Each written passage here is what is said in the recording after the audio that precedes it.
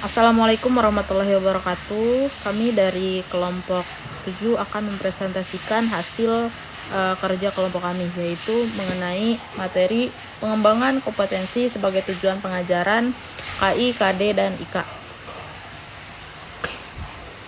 yaitu kompetensi inti, kompetensi dasar, dan indikator kerja. Materi pertama akan dibahas oleh Mbak Ulfah. Silakan Mbak Ulfah. Baik, jadi di sini saya akan menyampaikan materi mengenai definisi KI, KD, dan IK. Selanjutnya ada kriteria KD yang efektif dan langkah merumuskan KD serta format penjabaran KD ke hasil belajar. Langsung saja kita ke pembahasan yang pertama.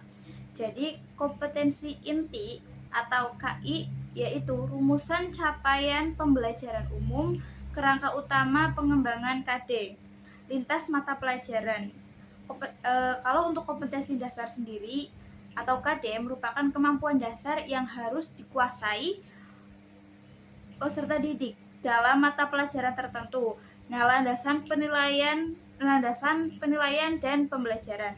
Selanjutnya untuk KI atau indikator kinerja merupakan pernyataan spesifik, terukur dan dapat diamati sebagai tanda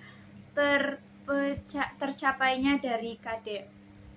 Nah, untuk kriteria KD yang efektif sendiri itu memuat, yang pertama itu ada subjek atau siswa, dan yang kedua ada kata kerja perilaku, yang ketiga ada situasi. Yang dimaksud situasi ini yaitu kondisi yang sedang berlaku saat ini, dan yang keempat ada standar kualitas atau kuantitas. Selanjutnya ada langkah dalam merumuskan KD. Yang pertama itu ada analisis tugas, yaitu mendeskripsikan tugas ke indikator kompetensi. Dan yang kedua ada pola analisis, yaitu mengembangkan keterampilan baru. Dan yang ketiga ada research berdasarkan hasil penelitian dan diskusi ahli. Dan yang keempat ada expert judgment atau pertimbangan ahli, misal teknik DLP. Dan yang keempat ada individual atau group interview, yaitu wawancara individu atau secara kelompok. Dan yang terakhir ada role play, yaitu analisis kompetensi melalui pengamatan peran. Selanjutnya saya akan menjelaskan mengenai format penjabaran KD ke hasil belajar. Yang pertama itu KD diuraikan menjadi capaian yang lebih spesifik dan terukur. Untuk yang kedua sendiri menggunakan kata kerja operasional. Dan untuk terakhir yang ketiga menunjukkan apa yang harus dikuasai peserta didik setelah pembelajaran. Kiranya seperti itu materi yang bisa dapat saya sampaikan. Selanjutnya akan dijelaskan oleh teman saya. Terima kasih. Baik, terima kasih Mbak Ulfa atas penyampaian materinya. Selanjutnya saya akan membahas tentang karakteristik indikator hasil belajar. Karakteristik indikator hasil belajar ini pastinya harus jelas, struktur, dan menggambarkan perilaku siswa yang bisa diamati. Indikator ini penting supaya guru tahu apakah siswa sudah mencapai kompetensi yang diharapkan. Kemudian saya membagi ke dalam 3 kategori. Yang pertama harus spesifik, terukur, dan dapat diamati. Selanjutnya harus menggunakan kata kerja operasional. Yang ketiga harus menggambarkan pencapaian pengetahuan, sikap, dan keterampilan. Spesifik dan jelas. Kenapa? Ya, kenapa harus spesifik dan jelas? Karena agar mudah dipahami dan diukur. Setiap indikator ini menggunakan kata kerja operasional ya, seperti menyebutkan, menjelaskan, menganalisis, atau mempraktikkan. Kemudian harus terukur dan dapat diamati. Kenapa? Karena baik secara kualitatif maupun kuantitatif, guru dapat mengamati dan menilai pencapaian indikator melalui berbagai instrumen penilaian seperti tes, observasi, atau penugasan. Lalu kemudian kenapa harus mencakup ranah kognitif, afektif, dan psikomotorik? Karena pembelajaran menurut Bloom yaitu kognitif atau pengetahuan, afektif atau sikap, dan psikomotorik atau keterampilan ini bertujuan agar pengembangan kompetensi siswa bersifat holistik.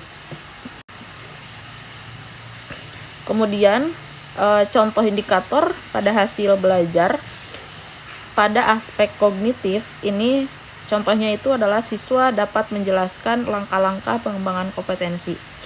Pada ranah afektif contohnya adalah siswa menunjukkan minat dan sikap positif terhadap proses pembelajaran. Kemudian pada ranah psikomotorik contohnya itu seperti siswa mampu mempraktikkan keterampilan yang dipelajari dalam kegiatan pembelajaran. Selanjutnya pembahasan mengenai langkah-langkah merumuskan indikator hasil belajar. Langkah-langkah merumuskan indikator hasil belajar ini mirip dengan merumuskan KD ya, sebelumnya Mbak Ulfa sampaikan, tapi lebih spesifik ke hasil yang bisa diukur dan diamati langsung dari siswa. Baik, pada langkah merumuskan indikator hasil belajar ini kami merumuskan menjadi 4 bagian. Yang pertama tentunya harus mengidentifikasi KD yang akan diukur. Selanjutnya merumuskan indikator dengan kata kerja operasional yang tadi saya sebutkan. Selanjutnya pastikan indikator dapat diukur dan diamati secara langsung.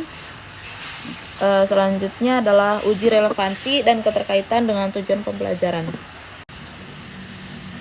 Nah, sebetulnya perencanaan evaluasi hasil belajar itu umumnya mencangkup yang pertama, merumuskan tujuan dilaksanakannya evaluasi. Hal ini disebabkan evaluasi tanpa tujuan maka akan berjalan tanpa arah dan mengakibatkan evaluasi menjadi kehilangan arti dan fungsinya.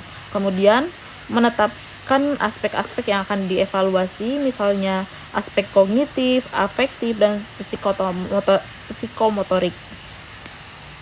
Kemudian memilih dan menentukan teknik yang akan dipergunakan dalam pelaksanaan evaluasi, misalnya apakah menggunakan teknik tes atau non-tes. Selanjutnya menyusun alat-alat pengukur yang dipergunakan dalam pengukuran dan penilaian hasil belajar peserta didik seperti butir-butir soal tes. Selanjutnya itu menentukan tolak ukur, norma atau kriteria yang akan dijadikan pegangan atau patokan dalam memberikan interpretasi terhadap data hasil evaluasi. Selanjutnya ini menentukan frekuensi dari kegiatan evaluasi hasil belajar itu sendiri. Selanjutnya menghimpun data. Maksudnya adalah dalam evaluasi pembelajaran, wujud nyata dari kegiatan penghimpunan data adalah melaksanakan pengukuran, misalnya dengan menyelenggarakan tes pembelajaran. Tahap selanjutnya adalah melakukan verifikasi data. Kenapa? Verifikasi data adalah proses penyaringan data sebelum diolah lebih lanjut. Verifikasi bertujuan untuk memisahkan data yang dapat menjelaskan gambaran yang akan diperoleh mengenai peserta didik yang sedang dievaluasi dengan data yang tidak baik atau dapat mengaburkan gambaran yang akan diperoleh. Selanjutnya memberikan interpretasi dan menarik kesimpulan. Atas dasar interpretasi tersebut akan ditemukan kesimpulan yang mengacu kepada tujuan dilaksanakannya evaluasi tersebut.